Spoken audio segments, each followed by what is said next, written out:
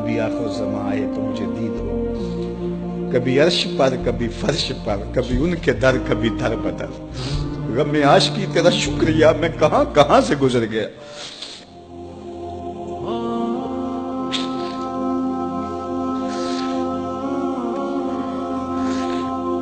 کہتے ہیں ایک دن میں اپنے باغ میں کھجوریں توڑ رہا تھا کہ ہواؤں میں مستی پیدا ہو گئی اور ہر سمت سے طلع البدر علینا کی صدائیں گونجنے لگی۔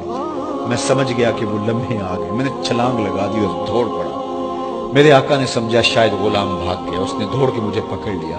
میں نے اس کو کہا کہ میں نوکر تیرا ہی ہوں لیکن دل نوکر کسی اور کا ہے، میں بھاگوں گا نہیں، مجھے جانے دے۔ میں کچھ کھجوریں لے گیا تھا صدقے کی نیت سے، جا کے حضور کو پیش کی۔ آقا کریم نے فرمایا ہم نبی صدقہ نہیں لیتے۔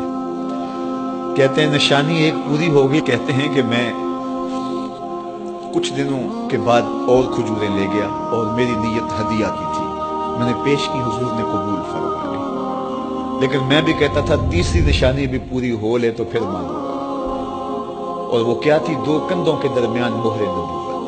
کہتے ہیں ایک دن حضور میرے باغ میں آئے اور آقا کریم نے اپنے مبارک کندھے پہ چادر رکھی ہوئی تھی اور چادر کی اوٹ میں مہر نبوت چھپی ہوئی تھی، اور میں پیچھے ہو کے دیکھتا تھا، اور میری آرزو یہ تھی کہ کوئی تیز جھونکا ہوا کا آئے اور چادر ہٹ جائے اور میں مہر نبوت کی زیارت کر لوں۔